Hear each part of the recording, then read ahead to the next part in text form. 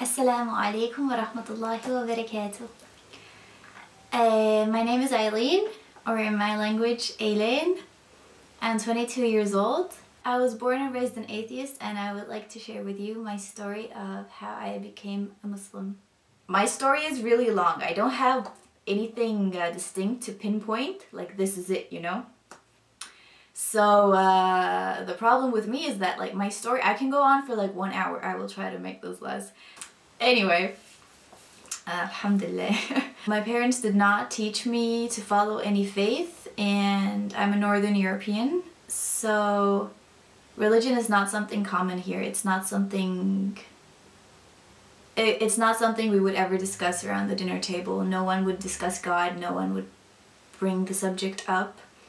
And generally people who are of faith are thought of,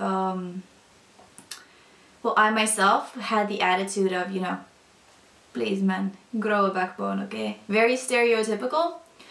So going back many years, alhamdulillah, soon I will be 3 years old, inshallah, so meaning that I converted to Islam approximately 3 years ago. Like in my mind, I never thought religious people equal normal people, which is very shallow and very embarrassing to say, but that is how I thought. And I find that it's comforting to other people who are, you know, investigating Islam or who want to understand you, if they can relate to you. And I honestly believe that I am very relatable, you know, inshallah.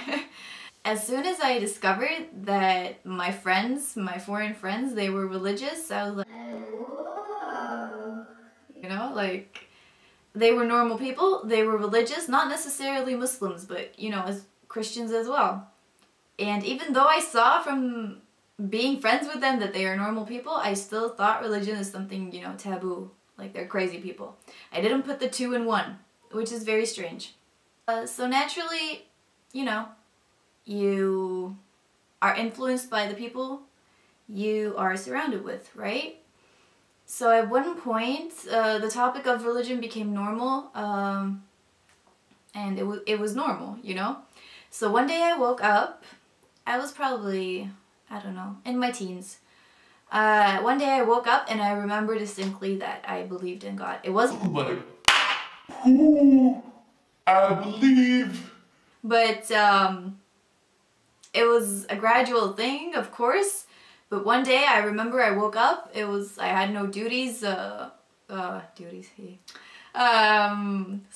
I was just like laying in my room and I was thinking and I was like, yeah, I believe in a greater existence. But at that point, that was it for me. I believed in a God, and the faith had entered my heart, so to say, like, you know, we are taught that it is engraved in our hearts anyway, but that's when I acknowledged it. That's when I acknowledged it. But that was it for me. I was like, okay, I believe in God, but there are so many religions out there in the world, and I'm just like little small Eileen from a tiny country, you know, not even that smart, you know, like how am I to distinguish what is right or which one is right? And God forbid, what if I choose the wrong religion, so to say, like, then what? So there was a period in my life I was like, okay, you know, I believe in God, I believe in a higher power, but that's enough. Like, God knows that I believe in Him, and that's sufficient. He knows, He sees my heart, He is, you know, all-knowing. That's enough, He knows. After a while, that wasn't enough. Ever since I got faith, you know, so to say, got milk, then I always believed that God is all-powerful, all-knowing, the only one, everything, you know. So simultaneously, after a while, it wasn't enough, my little theory that I had prepared for myself in my head. So I started questioning, why did He put me here? Like, there must be a reason. My God wouldn't be that cruel to just put me here to vegetate and with no purpose, you know. He must want something from me because, you know, He's God. So He must want something from me, and I want to know what it is because I want to establish a relationship, a bond with my Lord, you know. He is my maker. So that's when I started investigating religions. I will fast forward this part because I strongly believe I do not need to undermine others or make anyone else or anyone else's beliefs small in order to promote Islam or in order to make Islam sound right, you know? Islam does it on its own. And I really don't mean to offend anybody. I'm not saying everyone in the world should be a Muslim. This is just my story. And something very embarrassing for me to admit, but again, I feel it helps to confess certain things because people might relate to it. So for me, I just thought Christianity personally would be the easy way out. In my culture, so to say, it would be, you know, people would frown upon it a bit, but people would accept it. Like, my life would relatively still be the same, but I would find faith at the same time. I would find my path, I would find my way. And that just seemed like such a good deal for me. If anybody cares, the main point why I did not find my truth in Christianity was that I always had, well, this is very typical for anyone who has left Christianity and come to Islam, or anyone who, you know, it's a very typical point. I never understood the concept of Jesus in Christianity. In my culture, so to say, it would be, you know, people would frown upon it a bit, but people would accept it. I would have many things to say on the topic, but that is not on focus here. I'm not here to undermine anyone else or anyone else's beliefs. Everyone has their own freedom. A lot of people tell me that. It's so weird that someone that young from our culture room would, you know, be searching for a way to begin with.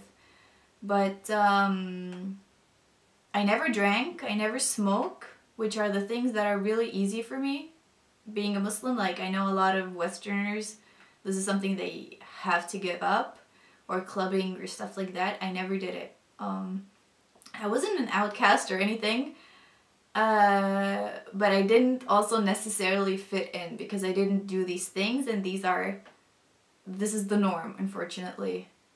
Not just in the West, you know. In my country, there is, well, we are like 1 million people, and the amount of Muslims is like a million times less than that.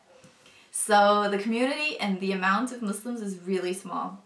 And at the time, we didn't even have a mosque. We still don't, but there, you know, there's a cultural center, which, you know, alhamdulillah. So anyway, there was this little apartment that served the purpose of a mosque. People would gather there, study there, and pray there. But no, so like that is the place I went to. I remember my mom was really freaked out, you know, like I asked her to drive me there, and people were going in with hijabs and everything, and she's like, whoa. And even me, I was intimidated at the time. I was like, whoa, wasabi.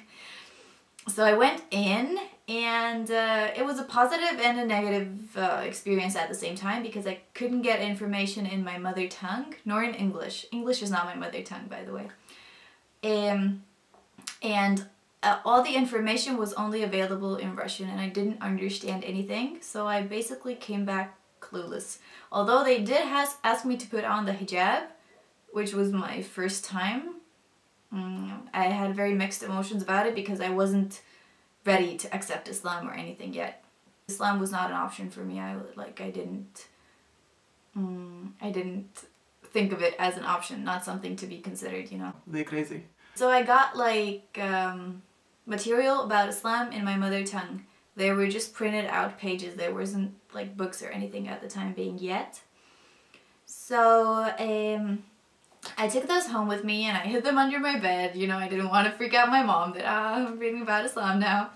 So I hid them under my bed. Not hid, but you know. And at the time being, I was still in school, and I had a lot of schoolwork to do, and this is one of the things which I think a lot of people do, and I did it as well. I had the mentality that I'm busy right now, I will study it later, which I want to take a moment to, you know, put on everyone's heart that you might not have tomorrow. So please, whatever it is in your life that you strongly want to do and intend to do, then do it now. Trust me on that.